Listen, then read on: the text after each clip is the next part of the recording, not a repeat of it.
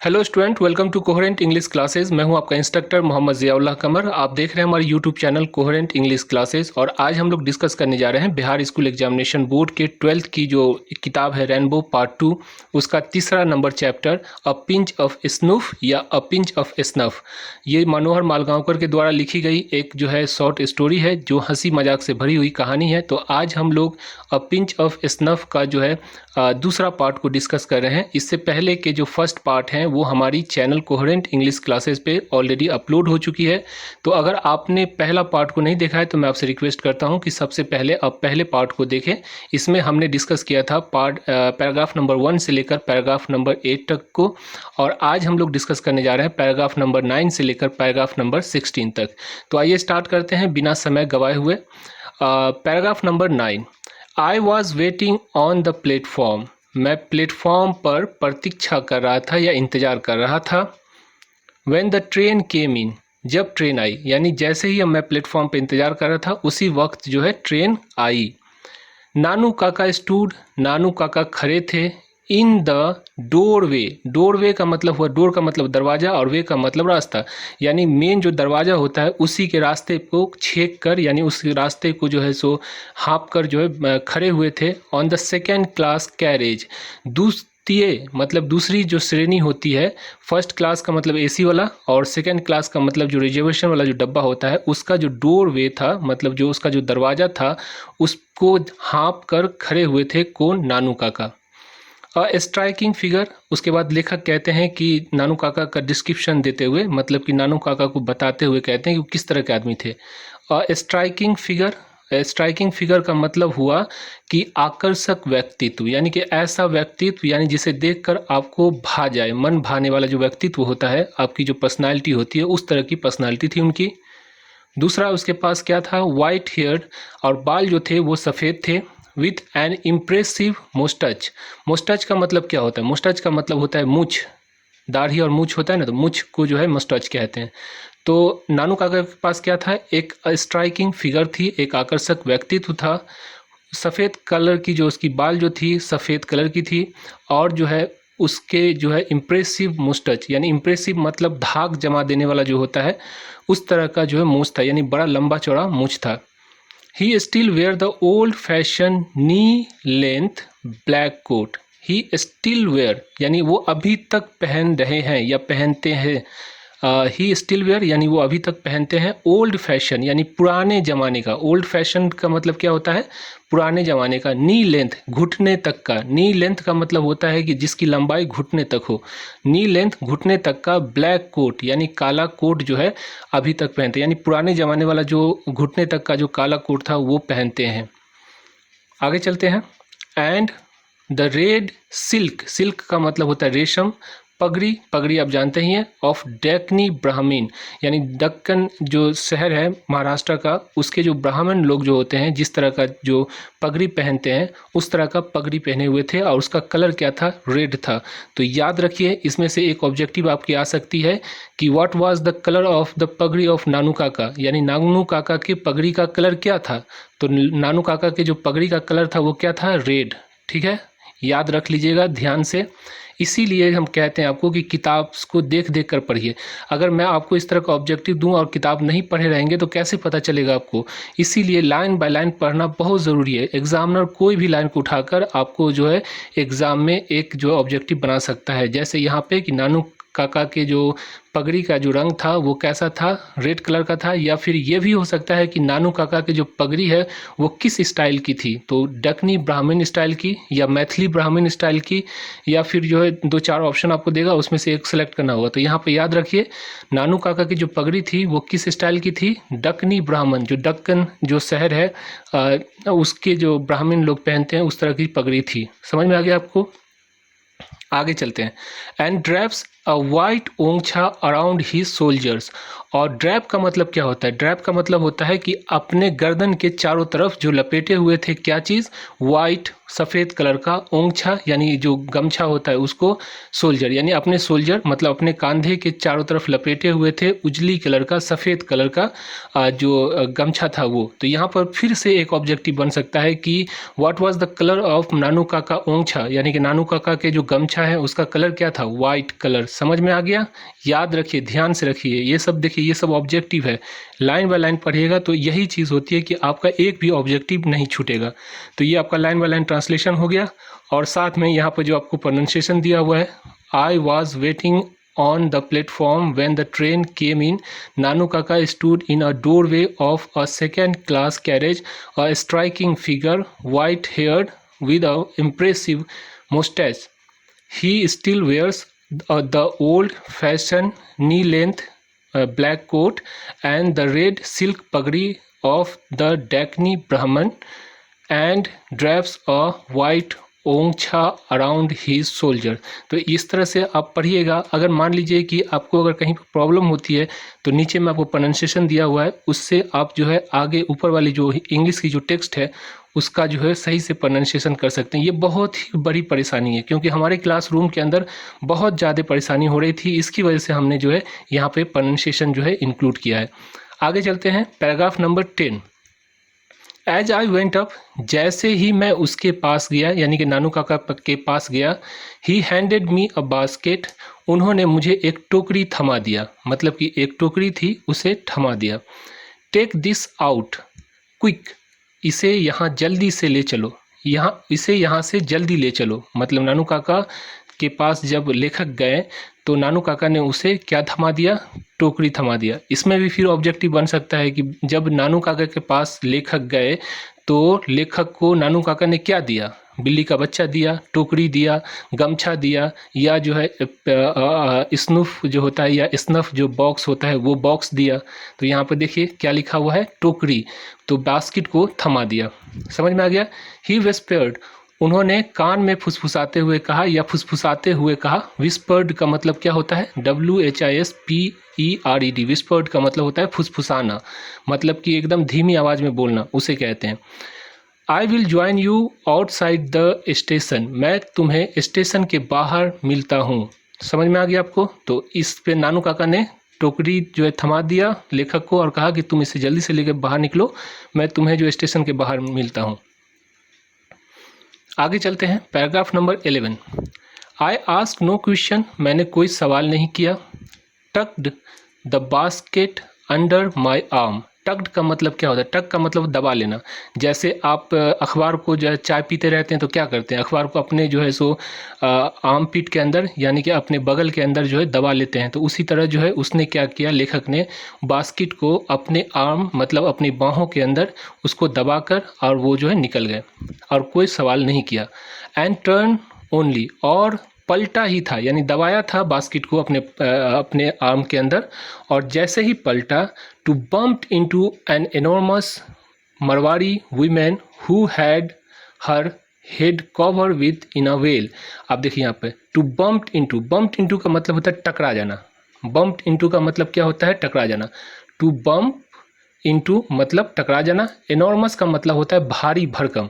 Enormous का मतलब क्या होता है? भारी भरकम। और जो है सो तो लेखक क्या कहते हैं कि वो टकरा गया एक भारी भरकम मरवाड़ी वीमेन, मतलब मरवाड़ी जो औरत थी उससे, who had her head cover, जिसने अपना जो हेड है मतलब अपना जो सर है वो छुपा रखा था। किससे? वेल से। वेल का मतलब क्या होता है? बुर्का, जैसे मुस्लिम औरत पहनती है बुर्का उसको कहते हैं, या नकाब जो होता है उसको कहते हैं, या फिर जो है कोई चादर जो चारों तरफ अपने जो सर के ऊपर लपेट लेते हैं तो उसको भी कहते हैं। तो लेखक कहते हैं कि एक मरवाड़ी औरत थी जो अपने सर को ढांपे हुई थी चादर से, बुर्का से, या फिर जो है सो नकाब से, या कोई गमछा से, है ना, या दुपट्टा से, उससे वो जो जाकर टकरा गए। समझ में आ गया आपको? But my apologies were drawn by the strange sound emanating from the basket, लेकिन मेरी एप्लोजीज का मतलब क्या होता है? एपोलॉजीज का मतलब होता है माफ़ी, यानी जैसे वो औरत से टकराया, तो अगर कोई मर्द टकराता है तो ये एक जो शिष्टावान पुरुष की जो है पहचान होती है कि उससे माफ़ी मांगे। तो वो कहते हैं लेखक कि मेरी एपोलॉजीज मतलब मेरी जो माफ़ी के जो सिलसिला है, वेयर ड्राउंड का मतलब हो गया टूट गया या भंग हो गया, बाय द स्ट्रेंज मतलब होता है अजीब से, साउंड मतलब आवाज़, एमिनेटिंग का मतलब होता है निकल रहा या निकल रही। तो मेरी जो आवाज़, मैं जो उससे माफ़ी मांग रहा था, वो जो है रुक गया। क्यों रुक गया? क्योंकि एक जो है स्ट्रेंज साउंड, एक अजीब सी, एक अनजान सी जो है, स्ट्रेंज का मतलब क्या होता है? अनजान सी या अजीब सी साउंड, यानी कि आवाज़ जो थी वो एमिनेट कर रही थी, मतलब कि निकल रही थी बास्केट से। तो बास्केट से जो आवाज़ आई, एक अनजान सी आवाज़, उसकी वजह से मैंने माफ़ी का सिलसिला, जो उससे जो माफ़ी मांग रहा था, उसको भी छोड़ दिया। उसके बाद देखिए, the protest of an outraged kitten. Outraged का मतलब क्या होता है? आउटरेज्ड का मतलब होता है एकदम जो है सो, जैसे आउटरेज्ड का मतलब ये हो गया कि एकदम गुस्से वाला जो होता है, गुस्से में जो आ जाता है जब जानवर, तो उसको कहते हैं। तो द प्रोटेस्ट, प्रोटेस्ट का मतलब होता है प्रदर्शन, यानी कि छटपटाहट ऑफ एन आउटरेज। आउटरेज का मतलब हो गया कि गुस्से में जो है किटन, किटन का मतलब बिल्ली का बच्चा, यानी कि बिल्ली का बच्चा जो उस बास्केट के अंदर था, वो जो है गुस्सा गया था, मतलब देखा इस सब चीज़ को तो, और उसकी वजह से वो प्रोटेस्ट करने लगा, वो जो है प्रदर्शन करने लगा। ठीक है, आगे चलते हैं। स्ट्रप्ड म्याओ म्याओ, छटपट, स्ट्रप्ड का मतलब, और वो छटपटाने लगा, यानी बास्केट से निकल के बाहर भागने की कोशिश करने लगा। और म्याओ मौ, यानी कि उसकी आवाज़ आने लगी, म्याओ म्याओ करने लगा। समझ में आ गया? तो इस तरह से आपका जो है पैराग्राफ नंबर 11 को हमने डिस्कस किया, और इसका जो प्रोनाउंसिएशन यहाँ पे आपको दिया हुआ है, तो आप आसानी से इसे कर सकते हैं। तो इससे पहले कि हम आगे बढ़े, थोड़ा सा हम आपका समय लेंगे कि ये किताब जो है हम लोग की कोचिंग से निकलती है, यानी कि कोहेरेंट इंग्लिश क्लासेज की कोचिंग से निकलती है। रेनबो स्नैपशॉट नाम है इस किताब का। अगर आप इसको परचेज करना चाहते हैं तो इस नंबर पे 9065829862 पे आप कॉल कर सकते हैं, और इसे आप घर मंगवाकर अच्छी तरह से इंग्लिश की तैयारी कर सकते हैं। पिछली वीडियो में मैंने बताया था कि किस तरह से हमारी कोचिंग से जो निशांत सत्यम नाम का जो लड़का था, वो 93% मार्क्स स्कोर किया था। जब हम 100% पढ़ाएंगे तभी तो 90% आएगा कि नहीं। तो बिहार बोर्ड की इंग्लिश की कंप्लीट तैयारी जो है आपको, अगर आप हमसे करना चाहते हैं इस कोरोना काल के अंदर, तो सिर्फ 500 रुपया हम लोग लेते हैं। इसमें जो है आपको क्या क्या मिलता है? इसमें जो 532 पेज की बुक मिलती है, जिसमें रेनबो और स्टोरी ऑफ इंग्लिश का line by line Hindi English अनुवाद रहता है, और साथ में यहाँ पे आपको जो है 1819 चैप्टर से ग्रामर की ऑब्जेक्टिव, ग्रामर ऑब्जेक्टिव जो होती है वो भी मिल जाती है। तो टोटल 532 पेज की ये किताब जो आपके घर पे जाती है। 220 घंटे का वीडियो, ये एप्लीकेशन है कोहेरेंट इंग्लिश क्लासेज। जाइएगा प्ले स्टोर पे और सर्च कीजिएगा कोहेरेंट इंग्लिश क्लासेज, इस नाम से अगर सर्च कीजिएगा तो आपको जो है एक एप्लीकेशन मिल जाएगी। उस एप्लीकेशन को डाउनलोड कर लीजिएगा। तो वहाँ पे आपको जब आप 500 रुपया पेमेंट कीजिएगा तो 220 घंटे का वीडियो लेक्चर मिल जाएगा, जिसमें रेनबो स्टोरी ऑफ इंग्लिश को पढ़ाएंगे और ग्रामर को भी पढ़ाएंगे। इसके साथ साथ आपका जो एस्से है, लेटर राइटिंग है, वो सारी चीज़, यानी कंप्लीट कोर्स हम लोग करवा देते हैं। और 123 पेज की हिंदी की जो PDF नोट्स होती है, मतलब उसमें ऑब्जेक्टिव रहेगा, आपको वो फ्री ऑफ कॉस्ट आपको मिल जाएगा। तो ये पूरी चीज़, कंप्लीट चीज़, जिसमें 300 रुपये का किताब होता है, 70 रुपया पोस्टेज चार्ज होता है, और 100 रुपया हम लोग जो वीडियो का लेते हैं। तो टोटल 500 रुपया हम आपसे लेते हैं, जिसके अंदर आपको पूरी कंप्लीट तैयारी करवाते हैं। तो ये 100 रुपया, ये जो कम अमाउंट है, आपको लगता होगा कि 100 रुपये, ये 500 रुपये में सर इतना चीज़ कैसे दे देंगे। देखिए हमारे पास 8000 स्टूडेंट पिछले साल हम लोग जो है स्कोर किए थे, मतलब 8000 स्टूडेंट हमारी कोचिंग के अंदर, यानी ऑनलाइन कोचिंग क्लासेस के अंदर ज्वाइन किए हुए थे। तो अगर 100 रुपया भी लेते हैं तो 7 से 8 लाख रुपया हम लोग को हो जाता है। तो इससे ज़्यादा हम क्या करें। तो कम में, सबसे कम फीस में हम लोग जो पढ़ाते हैं, तो इसका जो है आप फ़ायदा उठाइए। और इस तरह से ट्रांसलेट किया हुआ पूरी किताब आपको मिल जाएगी। इससे बेहतरीन क्या चाहिए। तो बेवकूफ़ मत बनिए, समय को पहचानिए, घर बैठिए और इंग्लिश की तैयारी कीजिए। इंग्लिश आपको जीरो से हीरो बना सकता है। आगे चलते हैं, paragraph number 12। I duct and ran and mingle with the crowd. मैं पटक कर, डक्ट का मतलब होता है पटक देना, दौड़ कर, है ना, रैन एंड मिंगल, मिंगल का मतलब होता है मिलना, किसी से मिलना। जैसे आप कह सकते हैं I am single but soon I am planning to going, I am planning to be mingle, मतलब मैं अभी तो सिंगल हूँ लेकिन आने वाले समय में मैं मिंगल हो जाऊँगा। मिंगल का मतलब ये हो गया कि मेरी शादी हो जाएगी। ठीक है, तो मिंगल का मतलब जा मिलना या किसी से मिलना। तो कहते हैं लेखक कि आई डक, मैंने पटक दिया, दौड़ा, और मिंगल यानी कि जाकर मिल गया क्राउड के अंदर, क्राउड मतलब होता है भीड़ के अंदर, and squeeze through the gate in the wake of a Sikh marriage party, और बदन झाड़ता हुआ सिख के शादी मंडप के द्वार पे जाके रुका, यानी कि बिल्ली से किसी इंसान को बिल्ली से, किसी को जो है छिपकली से, किसी को कॉकरोच से, तो इस तरह से लेखक को भी जो है बिल्ली से डर लगता था। तो उसने जैसे देखा कि बिल्ली का बच्चा है बास्केट के अंदर, तो बास्केट को वहीं वो पटका, दौड़ा और जाकर मिल गया कहाँ, सिख के जो एक मैरिज पार्टी हो रही थी उसके मंडप द्वार पे जाके जो है वो रुका। कौन? लेखक। आगे चलते हैं, पैराग्राफ नंबर 13। नानू काका टूक अ लॉन्ग टाइम, नानू काका ने बड़ी देर लगा दी। द स्टेशन यार्ड, यार्ड का मतलब होता है अहाता, यानी कि जो अंगनाई होता है स्टेशन का, वो वाज नियरली एम्प्टी, यानी कि तकरीबन खाली हो गया था। एम्प्टी का मतलब खाली, मतलब कि वहाँ पे कोई आदमी नहीं था, है ना। And the last tonga had gone when he emerged, और जब दर्शन दिया, यानी कि जब सामने आए, जब हम नानू काका मेरे पास आए, तो अंतिम तांगा जो था वो भी चला गया। Escorted by fawning ticket checkers, चापलूस टीटी को पहरेरी बनाकर लाए। फॉर्मिंग मतलब होता है चापलूस, फॉर्मिंग का मतलब क्या होता है? चापलूस। तो नानू काका अकेले नहीं आए, उसके साथ साथ एक जो है टीटी था, टिकट चेकर्स, वो भी आया, और वो कौन था? चापलूस था। समझ में आ गया आपको? आगे चलते हैं, paragraph number 14। No room in the third class, तृतीय श्रेणी में कोई जगह नहीं। And they would not issue second class ticket without reservation, और वो बिना आरक्षण के, यानी कि जो स्टेशन मास्टर थे वो बिना आरक्षण के द्वितीय श्रेणी का टिकट नहीं दे सकता था। नानू काका एक्सप्लेन, नानू काका ने वो टिकट जो चेकर्स था उसको समझाया। As he came up to me, कि वो हमसे मिलने आए हैं। ही हैड टू ट्रेवल, उन्हें जो है ट्रैवल करना पड़ा second class on the third class ticket, यानी कि मजबूरी में जो है उन्हें करना पड़ा था तृतीय श्रेणी के टिकट पे, यानी कि चालू टिकट लेकर जो है रिजर्वेशन में घुस गए थे नानू काका। समझ में आया आपको? टीटी ने उसे पकड़ लिया। समझ में आ गया आपको? आगे चलते हैं। But it was all arrange quite amicably, पर सारा कुछ बड़े ही मैत्रीपूर्ण भाव से, यानी कि मतलब कि थोड़ा घूस उस देकर जो है सो बड़ी मैत्रीपूर्ण भाव से जो है वो सारा चीज़ निपट गया। समझे? Such a nice young man the TC, इतना अच्छा था वो जवान TC. You saw how he even came right out with me, आपने देखा किस तरह मुझे छोड़ने बाहर तक आया। मतलब जब टीटी को आप पैसा दीजिएगा तो टीटी आपको जो है सुरक्षित बाहर तक छोड़ भी देता है, क्योंकि दूसरा टीटी पकड़ेगा तो फिर आपसे पैसा लेगा। तो इस तरह से लेखक कहते हैं कि आपने देखा कि किस तरह से जो टीटी पैसा लेने के बाद जब सारी चीज़ मैत्रीपूर्ण भाव से निपट गई तो वो मुझे छोड़ने बाहर तक आया। इतना अच्छा था कौन? टीटी। समझ में आ गया? आगे चलते हैं। So that there would be no trouble, ताकि कोई परेशानी ना हो। द किटन ऑफ कोर्स, बिल्ली का बच्चा बेशक। ट्रैवल फ्री, मुफ्त में यात्रा किया। हाउ इज़ इट, कैसा है ये, मतलब लेखक जो है कहते हैं कि अब देखते हैं कि बिल्ली का बच्चा कैसा है। तो ये रहा आपका जो है पैराग्राफ नंबर 14, जिसका लाइन बाय लाइन ट्रांसलेशन किया हमने।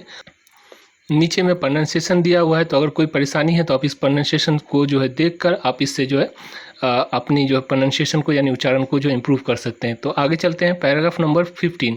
Very quite very I said, बहुत ही शांत मैंने कहा।